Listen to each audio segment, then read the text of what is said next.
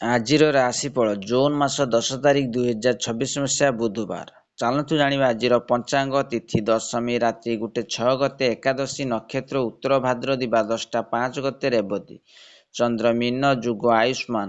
ଆଜିର ସୂର୍ଯ୍ୟ ଉଦୟ ସମୟ 5:11 ସୂର୍ଯ୍ୟାସ୍ତ ସମୟ 6:22। କର୍କଟ ରାଶିର ଘାତ ବାର ଧନୁ ରାଶିର ଘାତ ଚନ୍ଦ୍ର। ଆଜିର କାଳ ବେଳା ଦିବା 8:25 ଗତେ 10:05 ମଧ୍ୟ 12 ବେଳା ଦିବା 11:40 ଗତେ 1:20 ମଧ୍ୟ ବିଶୁଦ୍ଧ ବା ଅମୃତ ବେଳା ଦିବା 7:33 ଗତେ 8:24 ମଧ୍ୟ ବିଶୁଦ୍ଧ ବା ମହେନ୍ଦ୍ର ବେଳା ନାସ୍ତି।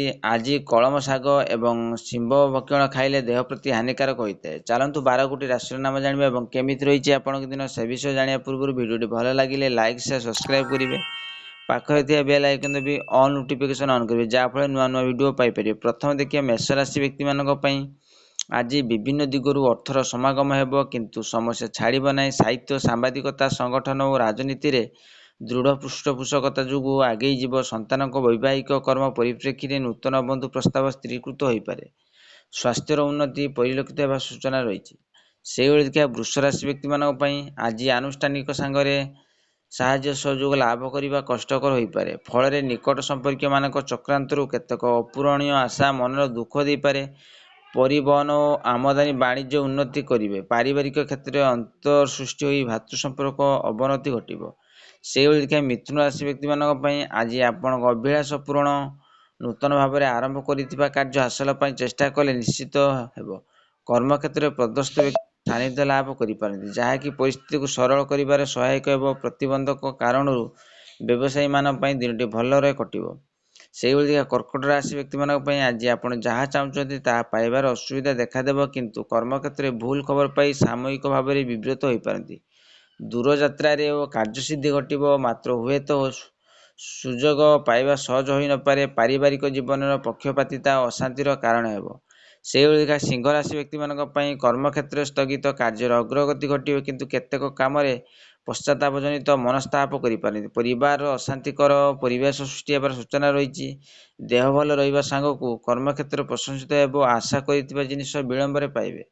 ସେହିଭଳି ଦେଖିବା କନ୍ୟା ରାଶି ବ୍ୟକ୍ତିମାନଙ୍କ ପାଇଁ ନିଜ ଲୋକମାନଙ୍କ ସହଯୋଗ ଲାଭ କରି ନୂତନ କର୍ମାରମ୍ଭ କରିବାର ସମର୍ଥ ହେବ। ଭଲ ସମ୍ପର୍କ ନଥିବା ବନ୍ଧୁଙ୍କ ଛଳନାତ୍ମକ କଥାକୁ ଠିକ୍ ଭାବେ ବୁଝିପାରିବେ। ସାହିତ୍ୟ, ଚିତ୍ରକଳା, ଲେଖାପଢ଼ା ତଥା ପ୍ରକାଶନ କ୍ଷେତ୍ରରେ ଶୁଭଫଳ ପାଇବେ। ଗୃହ, ଭୂମି, ଗାଡ଼ି ମଟର ସମ୍ପର୍କିତ ଦୁଶ୍ଚିନ୍ତା ଆସିବ। ସେହିଭଳି ଦେଖିବା ତୁଳା ରାଶି ବ୍ୟକ୍ତିମାନଙ୍କ ପାଇଁ ଅର୍ଥନୈତିକ ଅଭିବୃଦ୍ଧି ସହ ସାମାଜିକ ପ୍ରତିଷ୍ଠା ବୃଦ୍ଧି ଅନୁଭବ କରି ଖୁସି। ବନ୍ଧୁଙ୍କ ଜରିଆରେ କୌଣସି ବିଭ୍ରାନ୍ତକର ଖବର ପାଇ ସାମୟିକ ଭାବରେ ବିବ୍ରତ ହୋଇପାରନ୍ତି। କର୍ମକ୍ଲାନ୍ତ ଶରୀର ସାଙ୍ଗକୁ ଦୈହିକ ଦୁର୍ବଳତା କର୍ମକ୍ଷେତ୍ରକୁ ମନ୍ଥର କରିପାରେ। ମନକୁ ନ ପାଇବା ହେତୁ କିଣି ଆଣିଥିବା ଜିନିଷ ବଦଳାଇବା ପାଇଁ କଷ୍ଟକର ହେବ। ସେହିଭଳି ବିଛା ରାଶି ବ୍ୟକ୍ତିମାନଙ୍କ ପାଇଁ ଆଜି ଲକ୍ଷ୍ୟହୀନ ଭ୍ରମଣ ସାଙ୍ଗକୁ କାର୍ଯ୍ୟକ୍ଷେତ୍ରକୁ ଶୃଙ୍ଖଳିତ ରହିବ ନାହିଁ। ଆଶା କରୁଥିବା ଅର୍ଥ ପାଇବା ସହଜ ହେବ ନାହିଁ, ବରଂ ଖର୍ଚ୍ଚାନ୍ତର ହୋଇ ମନସ୍ତାପ କରିବେ। ପରୋକ୍ଷ ଶତ୍ରୁତା କାରଣରୁ କର୍ମକ୍ଷେତ୍ରରେ ଘଟଣାଗୁଡ଼ାକ ଅସାଧାରଣ ମନେ ହେବ। ପରିବାର ନିଜ ଜିଦ୍ରେ ଅଟଳ ରହି ସମସ୍ୟାକୁ ନିମନ୍ତ୍ରଣ କରିପାରନ୍ତି। ସେହିଭଳି ଧନୁରାଶି ବ୍ୟକ୍ତିମାନଙ୍କ ପାଇଁ ଆଜି ଅର୍ଥ ସମ୍ପର୍କିତ ସମସ୍ୟା ଦୁଶ୍ଚିନ୍ତାର କାରଣ ପାଲଟିଯିବ। ଅବଶ୍ୟ ଆଶାନୁରୂପ ସଫଳତା ହାସଲ କରିବାରେ ଜଣେ ବିଜାତୀୟ ବନ୍ଧୁ ସାହାଯ୍ୟ କରିବେ। କେତେକ କ୍ଷେତ୍ରରେ ସୁଯୋଗ ପାଇଲେ ମଧ୍ୟ ସଦ୍ବ୍ୟବହାର କରିବା କାଠିକର ପାଠ ହୋଇପାରେ। ସ୍ୱାସ୍ଥ୍ୟ ପ୍ରତି ସାବଧାନତା ଅବଲମ୍ବନ ନ କଲେ ପଶ୍ଚାତାପ ଅନୁତାପ କରିବାକୁ ପଡ଼େ। ସେହିଭଳି ଦେଖିବା ମକର ରାଶି ବ୍ୟକ୍ତିମାନଙ୍କ ପାଇଁ ଆପଣଙ୍କୁ ବନ୍ଧୁଙ୍କ ପ୍ରତି ଅନୁରକ୍ତି ସୃଷ୍ଟି କରି ପାରିବାରିକ କଳହ ଦେଖାଦେଇପାରେ। ଅଫିସ କାମରେ ଫାଇଲ କାମ ଅଟକି ରହିଥିବା ସକାଶେ ଅନୁତାପ କରିବାକୁ ପଡ଼ିପାରେ। ଆଜିର କ୍ଷେତ୍ରରେ ଲକ୍ଷ୍ୟ ପୂରଣ ହେବ। ପୂର୍ବ ଶତ୍ରୁତାକୁ ନେଇ ଈର୍ଷା ମନୋଭାବ ପୋଷଣ କରି ଆତ୍ମୀୟସ୍ୱଜନ ଦୂରେଇ ଯାଇପାରନ୍ତି। ସେହିଭଳି କୁମ୍ଭ ରାଶି ବ୍ୟକ୍ତିମାନଙ୍କ ପାଇଁ ଆନୁଷଙ୍ଗିକ ସାହାଯ୍ୟ ଲାଭ କରି ଅଟକି ରହିଥିବା କାମକୁ ସମ୍ପନ୍ନ କରିବା ସମର୍ଥ ହେବ। ଅତୀତର ବିବାଦୀୟ ଘଟଣା ମନକୁ ବିବ୍ରତ କରିପାରେ। ଯେତେ ଭଲ କାମ କଲେ ମଧ୍ୟ ଅନ୍ୟମାନେ ଦୋଷ ଖୋଜି ବୁଲିବେ।